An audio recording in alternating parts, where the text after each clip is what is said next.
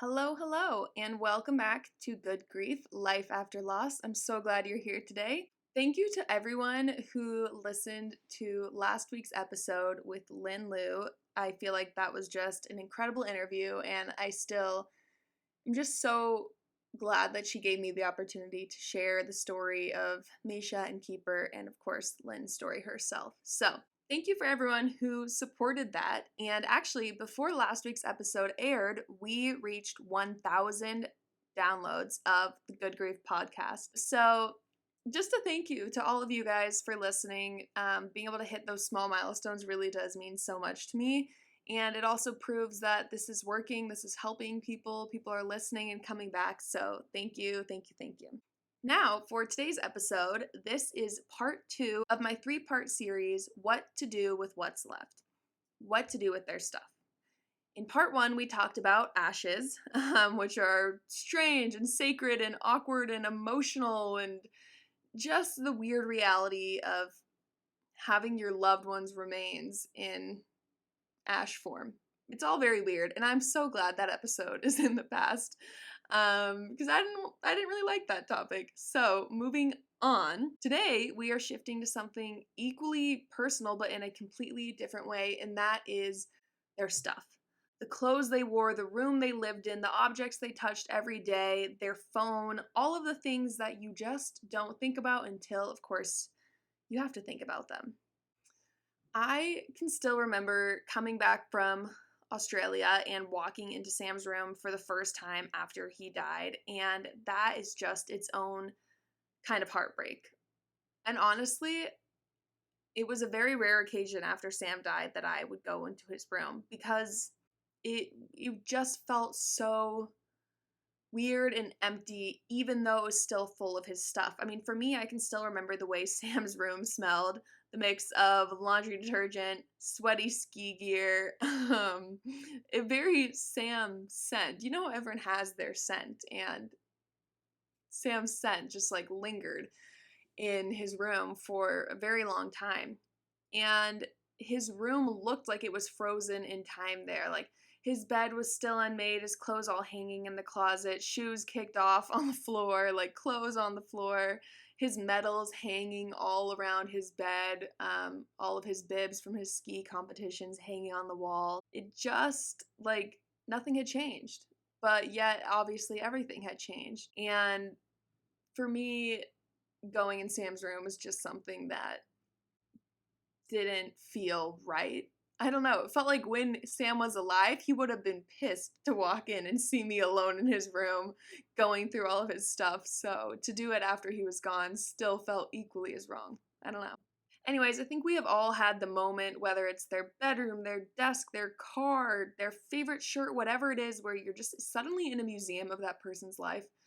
And every item, though it held no meaning before, suddenly becomes very meaningful and very precious. And when someone dies, how do you decide what to keep and what to let go?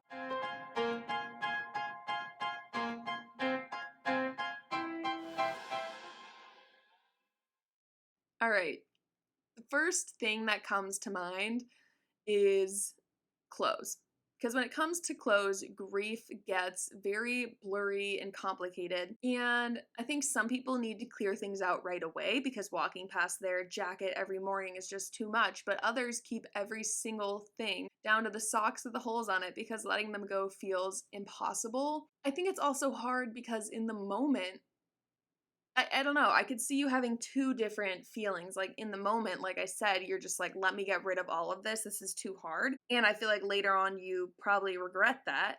But also, if you go the other route and hoard every single thing and try to keep it all, like, what are you to do with all of that? I don't know. And for me, it's Sam's flannels that are the biggest example. I used to wear them a lot in high school after Sam passed away, but I don't really wear them anymore. They're not really my style. They were the style of a 16-year-old boy, so that style only lasts for so long. But there's no world in which I can bring myself to give them away because they are Sam's. And I feel like I guess, like the temporary keeper of them. Like, I owe it to him to make sure they're safe.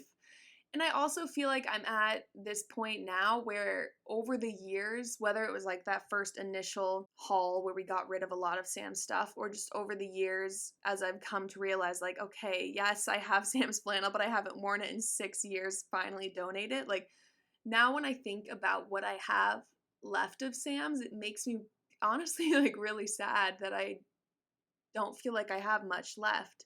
Why am I like crying? Guys, I don't know why this like makes me sad, but I just wish in the moment I had been more selective, or I had known like one day I'm going to be having a really why am I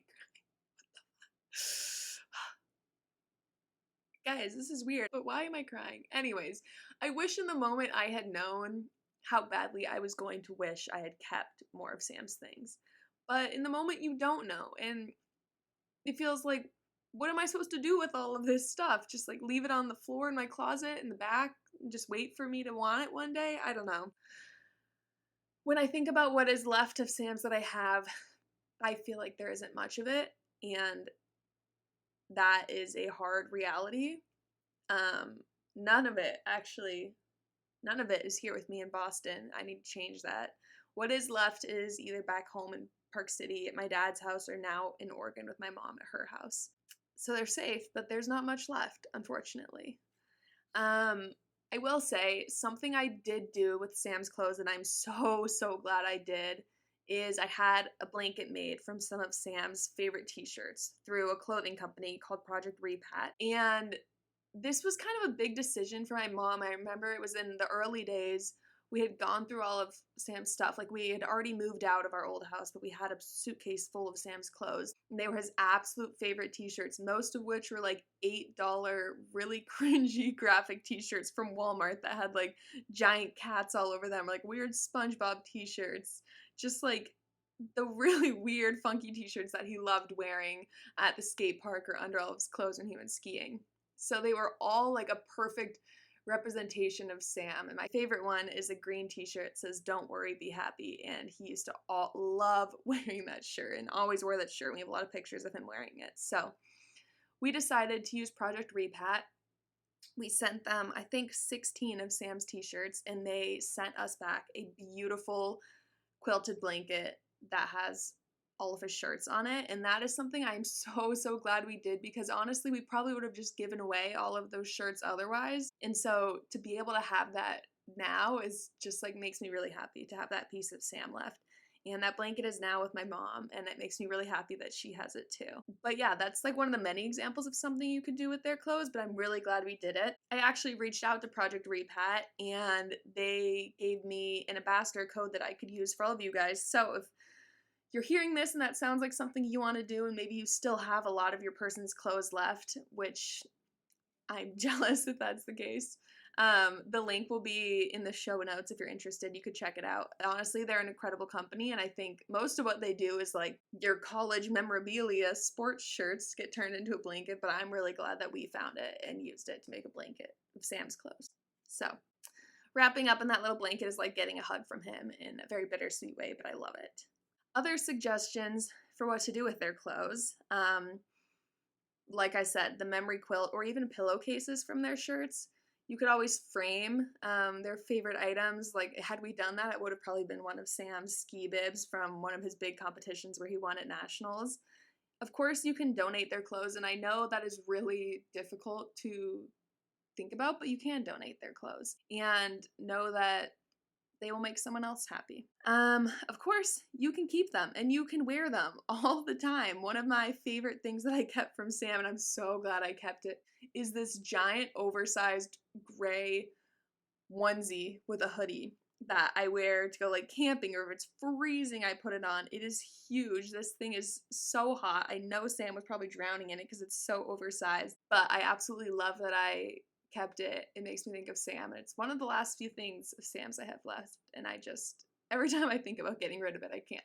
The last thing that I think we did with a few of Sam's favorite clothes is we gave them to his friends. So I think there's other people who probably loved your person just as much as you did, and I think they would probably appreciate getting a little piece of them to carry forever as well. So That is clothing. Why was that an emotional piece? I don't know, but that is my thoughts on what to do with their clothing. The next thing, like I talked about earlier, is their room. What happens to their room? And I think in some cases it's different. Like if this is a spouse or significant other and your room wasn't just theirs, but both of yours, that probably gets really confusing and complicated. For some, the room becomes a shrine, untouched for years, and for others, it's cleared out almost immediately because you just have to because it's so painful. In my case, Sam had two rooms, which makes it extra difficult. He had a room at my mom's house and a room at my dad's house, and in both of those cases, we moved not too long after Sam died, probably within the year. We had moved out of both of our homes. So I honestly don't know exactly what happened to his old room in that transition. I don't believe I was part of that process in either case, and I think I'm grateful for that. But I also have moments where I wish I had like one last picture of exactly what it looked like just to hold that visual. But I can close my eyes and I can picture both of his last rooms so perfectly. At my dad's house, we had like chalk paint on the walls.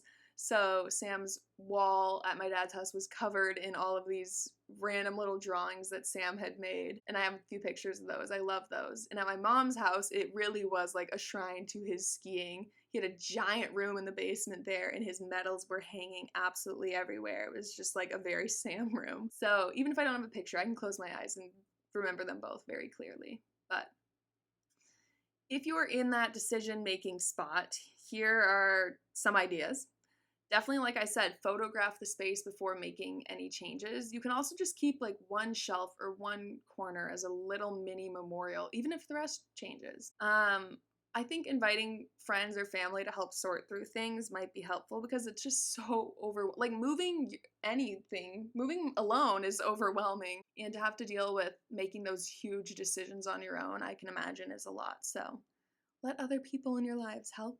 In this one, I think is important to say that, like, who cares how expensive that storage unit is? Get a storage unit and move those items into storage if you're not ready to decide. Because, like I said, I definitely regret that there were some things that we were like, let's just, like, we can't look at it anymore. Just give it away, donate it, whatever it is. And I wish in some cases we had taken more time to wait and think through that decision. So move some things into storage if needed. There is no deadline for this. Grief does not run on a timeline, as we know, but I think it's just so hard in the moment when the emotions are so high and everything is so fresh. It's really a hard decision to know what to do with their stuff. So be gentle with yourself if you have already made those decisions or if you're in the midst of making those decisions.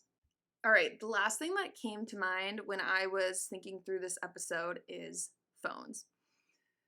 Because phones are one of the strangest things left behind, because it's not just an object, it is a vault of like photos, texts, voicemails, notes, playlists, and opening it honestly can be gut-wrenching but also so healing.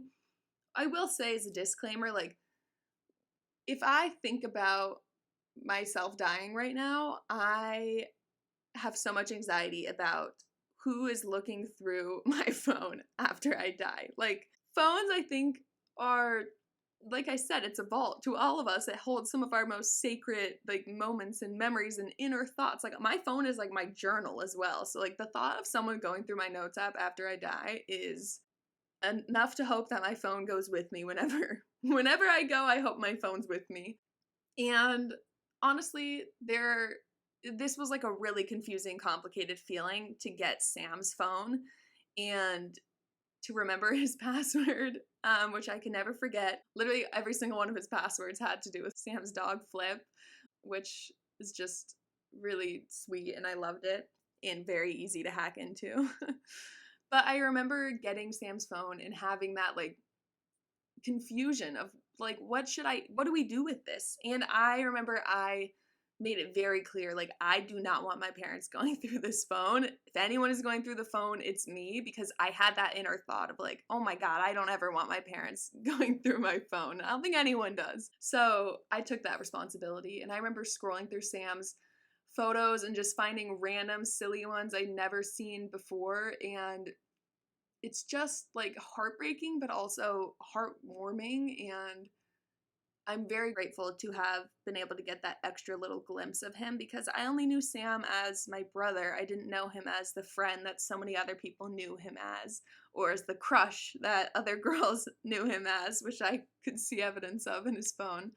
Um, I don't know. Phones are weird and confusing, but I will say the absolute best thing I got from unlocking Sam's phone and going through it. And I promise I restricted myself because it's very invasive to go through someone else's phone. So, the one reason I'm so glad I went through his phone is because I opened his notes app and his pinned note at the very top was Sam's bucket list, things to do before I turned 17.